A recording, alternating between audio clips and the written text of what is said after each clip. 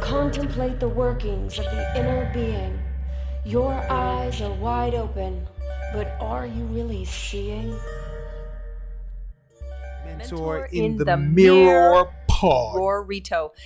I noticed in the last episode you can hear Cupcake's squeaky toy bleed through a couple times. It was pretty hysterical. Was that a bleed through or was that a blatant squeak? Yeah, that was more like a punch through. She was like, "Oh, you're gonna know that I'm in the room." Cupcake and Henry are always in the room. Yeah, they're just usually quiet. You may hear Henry licking himself in the background because these microphones are fucking awesome. They are beautastical. Beautastical. Mm-hmm. Nice. That's my word. Yeah, it's kind of like fantastical, but it's beautastical. Fantastical.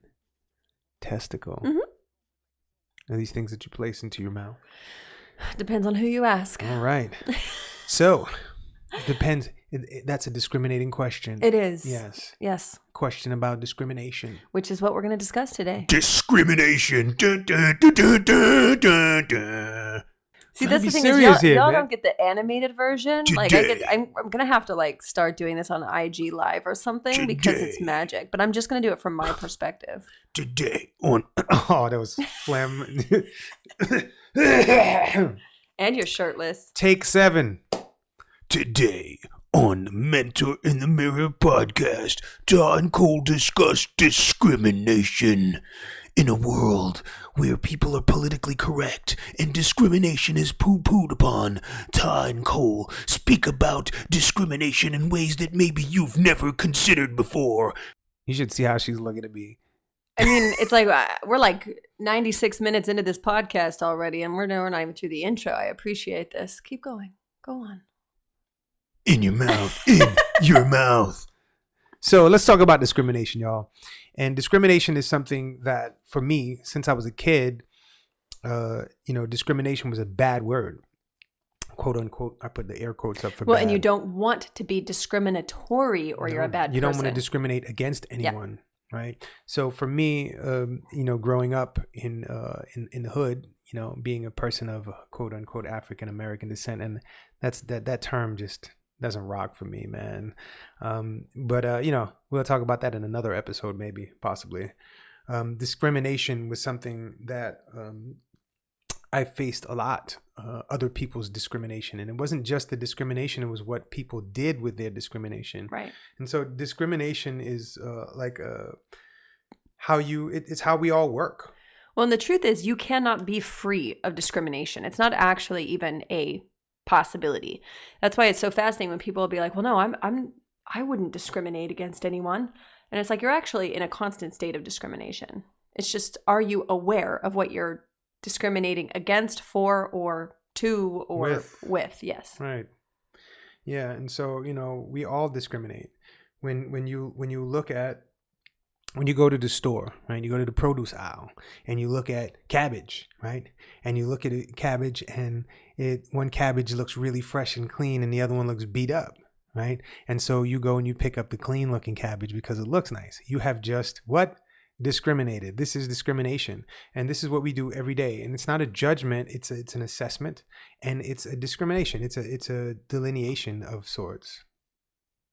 Yeah. Oh, okay. Yeah, just check Go it. on. So you rub your eye. So, I've dealt with a few people lately that have been talking about discrimination and how they've been discriminated against and how discrimination is the devil and discrimination is wrong. And I'm like, well, how does it feel in your body when somebody is quote unquote discriminated, when you feel discriminated against? What are people taking actions against you with your discrimination? And one of the things that came up yesterday, somebody posted up on Facebook in regards to a sports figure. I forgot this guy's name, who is co-signing his kid. It was Dwayne Wade is who you're talking about. D Wade. Yeah, whoever it was. Yeah. I don't follow basketball, so you can't. The only reason I always remember D Wade is because I used to work for T-Mobile, and when I did is when he came out with his white sidekick, and that's what all the Jazz players came to get were sidekicks, because those were my customers in Salt Lake City. So they would come in to get the new D Wade sidekick. D Wade, get your D Wade sidekick. You're not NBA if you're not D Wade sidekicking it. So there are a couple of ways to look at discrimination. There's the injustice way, and if you look at the the definition that's in the dictionaries, right? There's the prejudice, the prejudice, and then there's a recognition. Then, you know, another way to look at it is the recognition of the understanding of a difference between one thing and another thing. And it's another way to look at it is the selection of one thing over another thing.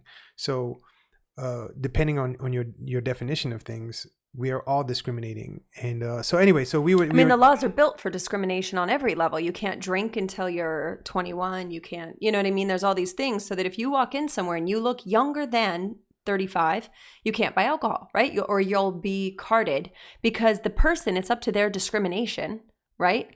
On what age you may be. They have to discriminate in order to. Right. It's a categorization of things. And so yesterday, D Wade, somebody had posted up saying that my homie Marcus posted up on Facebook, if D Wade can say that his 13-year-old kid can have jurisdiction over his gender identity, then you know, the things that R. Kelly did, he shouldn't be liable for because these are 13-year-old people and they should be able to, you know, and they're not. And they have jurisdiction over their own body. They don't have jurisdiction over their own body. That's why he's going to jail. That's why things are. What illegal. I was saying is that's where the people, right. So his argument was, why should this kid have jurisdiction over his gender identity or her gender identity? I'm not going to get into the semantics of the he or she. Anyway, so it was all about the discrimination. You know, this kid can discern and discriminate whatever it feels its gender is or its gender identity is. And that's a choice for the individual.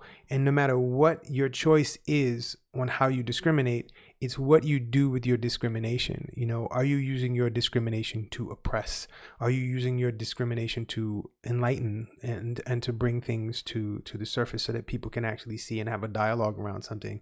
Discrimination, I don't believe, is a curse word. I believe it is a word that connotates categorizations of things.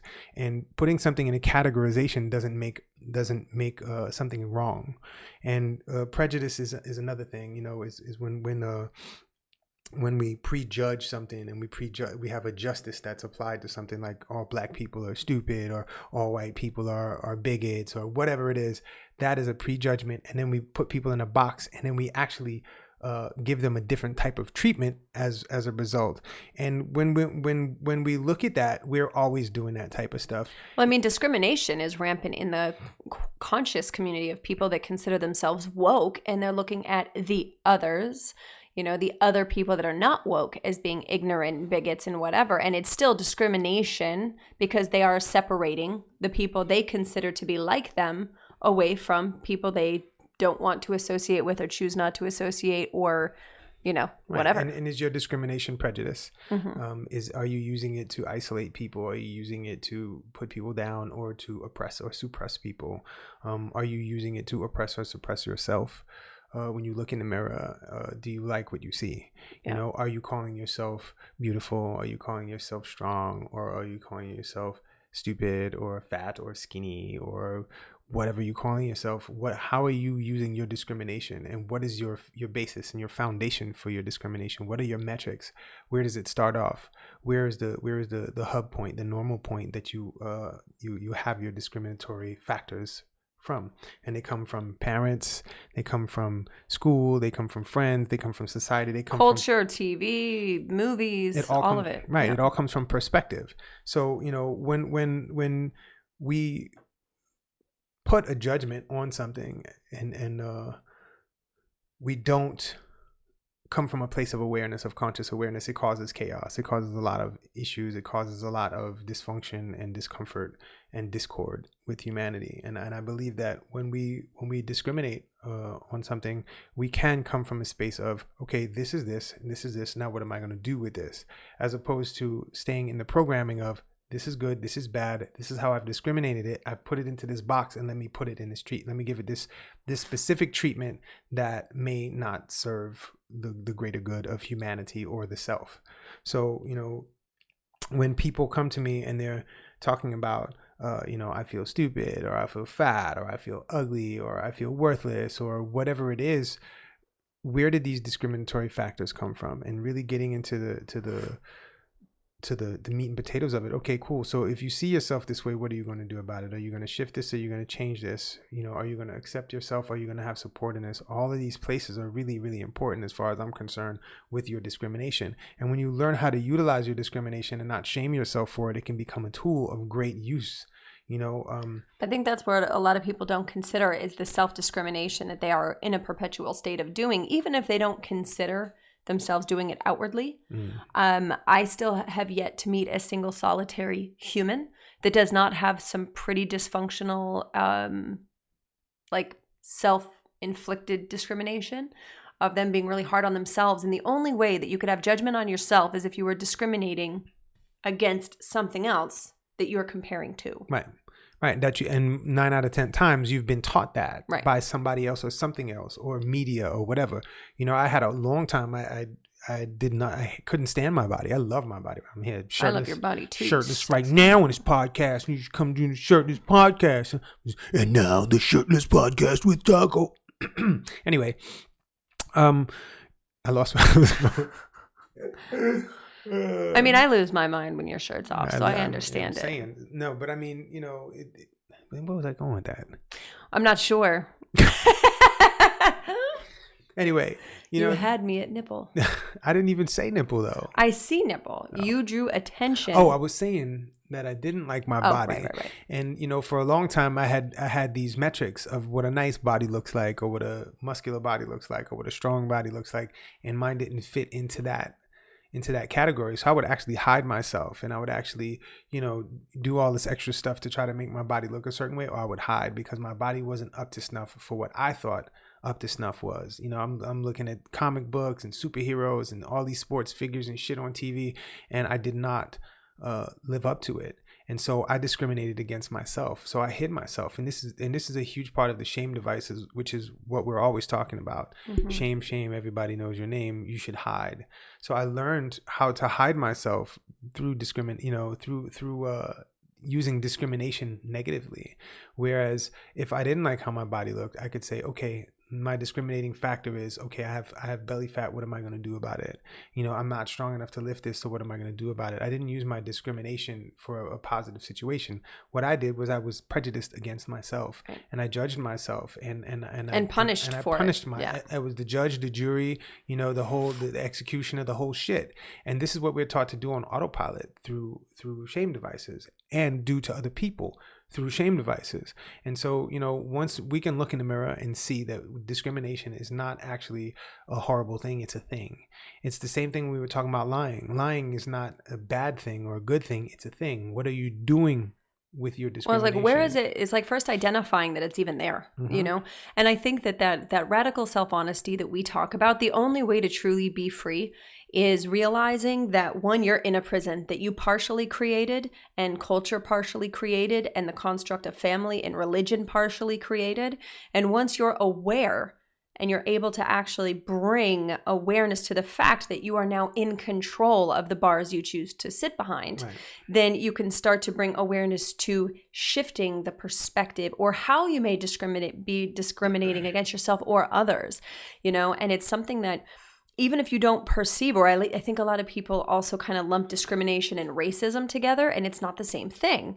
So there's this fear that if someone calls you, if you discriminate, then there's something wrong with you, without realizing that when you can really be in the truth of discernment of like what you are discriminating in what you're seeing with yourself, will start to bring awareness to the fact that everybody does it all of the time. What are you going to do with the awareness when it happens? And being able to enter even into conversations that before you wouldn't be able to have in an honest, authentic fashion if you didn't have the conscious awareness it was happening. Right. So there are words that go with discriminating, and there's discriminating and against. Those are the two words, right? Yeah. If you're discriminating against something, it's, what is the force that you're putting against? right? Am I discriminating against crime? Am I discriminating against somebody who's somebody's race? Am I discriminating against, or am I discriminating for the purpose of, what is it? And that, we're always talking about lead with language. How does your language lead with this situation? I grew up in Brooklyn, in the hood, and there was a lot of discrimination for a lot of different things. And I'm a hip hop artist, and I've traveled around the world doing hip hop music. And you want to talk about a music that has a lot of discrimination in it? There's a lot because of all the race lines and all of this stuff that and we used to talk about. One of the things when I was a kid was, and I think I said this on a podcast before, was if you were gay, that was a thing that you were discriminated against. It was the worst thing in the world to be considered gay. And so if you were gay or quote unquote faggot or whatever like that, you get your ass kicked. So, that discrimination was a big deal. And especially in Flatbush, it's such a dominant Caribbean culture that there was a lot. I mean, even when we left there, it was still really obvious. Right. And so that discrimination is a discrimination against. Yeah. Right. And there's discrimination against Black people, discrimination against white people, discrimination against straight people, discrimination against gays, discrimination against people of different, that speak different languages. There's all kinds of discrimination against. Yeah. Right. And what are you discriminating for? And I've had conversations with people around this stuff where they say, I don't see color. And that's another type of that's kind of ignoring your discrimination, because Absolutely. Then you're not actually acknowledging what someone is. So to me, that's actually a lack of presence, because to look at someone, right, and they're like, well, I don't see disability or color or whatever. It's like, what you're saying is I don't see the individual. You know what I mean? Like, I don't actually even see you. I'm looking beyond. And there's a fine line in that as well, when it's like we talk about, at least anyone that I've talked to is looking to be seen and acknowledged. And how many people want to be seen in their ethnicity? They want to be acknowledged. They want to be spoken to where there is acknowledgement that they're even being seen by making a statement of, and speaking, like, this is coming from and I'll say white person because I don't really know, we're all sorts of things according to my 23andMe and on genealogy, but neither here nor there. I definitely present white in society. To when I hear someone say, I don't see color, and I'm like, so let me ask you something, and this is not to compare necessarily, but for the sake of conversation, I'll tell someone, if someone that's, say, on crutches or a wheelchair, or their hands are full and they're walking up to a door, do you go rush and open the door for them? Well, yeah. Okay, so that you do see if people are in a position where they might be able to use some assistance or some help. Right. Well, yeah, I see that. So then you don't see color because you clearly discern in some sort of way, you clearly discriminate, right, in those moments. Right. To me, it's more of a lack of honesty or a fear in either not being honest with yourself or afraid what would happen next if you acknowledged that you did see color. Right. I mean, listen, that's a great point. I mean, and a great, as always, you got the greatest examples. Discriminating your sexiness. I'm not discriminating on that. So I mean, listen, it's like when I see women, like I'm really attracted to women. So I mean, or if you hear heels. I'm discriminating to turn my head and see what's walking this way. That's part of my discrimination. I am discriminating. So when we look at words, and we're looking at how words affect the body, when somebody says that you're discriminating, you probably are. And don't run from it. Lean into it and just tap into yourself. I mean, this is something that I'm inviting you to do. Tap into yourself and see. And what if it wasn't something wrong? It was a perspective. Right. And that's it. And that's it. What are you going to do? Which they would have to discriminate in order to even see to begin with. There it is. It's a recognition. It's an understanding. And when you know this with yourself, you can actually unhinge yourself from the negative connotations that have been placed on a particular word, so that you don't become reactive on a subconscious level. You are responsive and you can act from a place of awareness. And that's what we're always talking about on this, looking in the mirror and being able to say, how am I responding to things? What if I didn't assume the defense? What if I actually was confident enough in myself that if it is an outward perspective that I may be performing in either a racist or a non-integral or discriminatory that is against something, what if we did the work to be confident enough in the self to actually ask someone questions. Oh, could you let me know what you perceive, how I may be doing that? Because if it's not in alignment to your intention, this is your opportunity to see someone's perspective of you. And if you hear a similar perspective from multiple sources, there is a good chance that there might be something there. Look, and there's always a chance that there'll be something there. And, coming from the hood, it would always be like, man, white people crazy. Right, white people do this. White people jump out of airplanes with parachutes and shit. White people got rock climbing and that is discrimination. I am discriminating about white people. It's not against. It's just it's an acknowledgement. Right. White people, they snowboard. White people do all this shit. This was a thing for me, and I'm not sure if we do a podcast on. Yeah, I think we did a long time ago. I don't know. Well, white people shit is a big thing in the hood, and it's like white people do this, white people do that. This is a discrimination. It's a discriminatory factor. It's a statement. White people do this. Black people play basketball and eat watermelon and fried chicken. Right? That shit is discrimination. It is what people perceive. Yeah. It is what people know. It comes from the basis of some perspective or that was either attained or given to somebody. Well, if it's given to somebody, it's attained, right? See, where we grew up, my discrimination would have been the larger the truck, the smaller the penis. Would that be the people that had truck nuts hanging from the back of their truck? No, those weren't a thing back then. No. It was just like, it seemed like the dudes with the biggest trucks and the highest lifts, you were just like, can't be that big. Napoleon complex. Mm-hmm.